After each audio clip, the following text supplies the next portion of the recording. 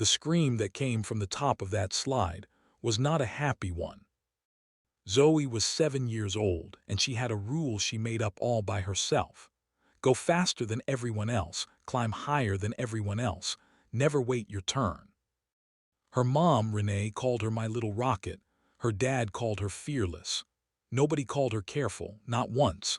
That Saturday the playground was packed, kids everywhere, sunshine, laughter. And Zoe standing at the top of the big slide, pushing past a smaller boy who was still climbing the ladder. "Zoe, wait your turn," Renee called from the bench. Zoe didn't hear her. Or maybe she just didn't want to. She shoved off the top, going backward, standing up, laughing like it was a game only she understood. Halfway down, her foot caught the edge. Her body twisted. And then silence, the bad kind of silence, the kind that makes every parent's heart stop before their feet even start moving. Renee ran. Other parents ran. Zoe was on the ground, not moving, her arm bent in a way arms are not supposed to bend. The ambulance ride felt like it lasted 100 years. At the hospital, the doctor's words landed like stones. Fractured wrist, could have been her skull. She's lucky, Mrs. Carter. Very lucky. Renee sat beside the hospital bed that night, watching her daughter sleep with a bright blue cast already itching at her arm. And she didn't feel angry. She felt something heavier. Guilt, because somewhere inside, she knew she'd seen Zoe climb like that 100 times before, and she'd smiled and called it spirit instead of calling it dangerous. Zoe woke up around midnight, groggy, scared. "Mommy, did I do something wrong?" Renee took a breath. This was the moment, not to punish, not to lecture, to actually see her daughter. "You didn't do anything wrong, baby. You just didn't know the rules yet. Nobody taught you." "What rules?"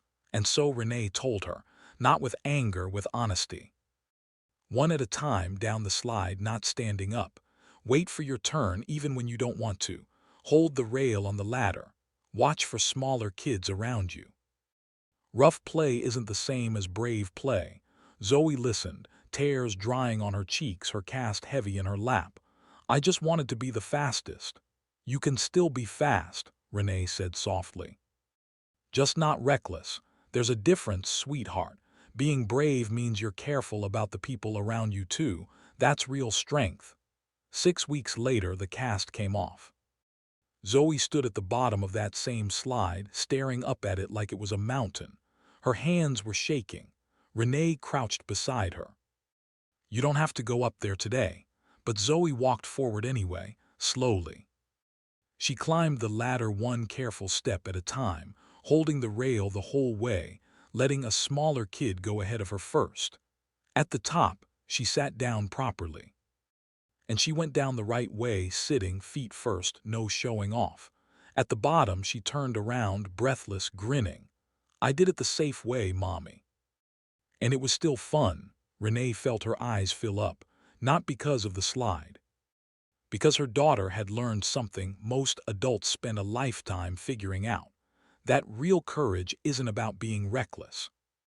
It's about being brave enough to slow down, to wait your turn, to think of others, and still find the joy in it anyway.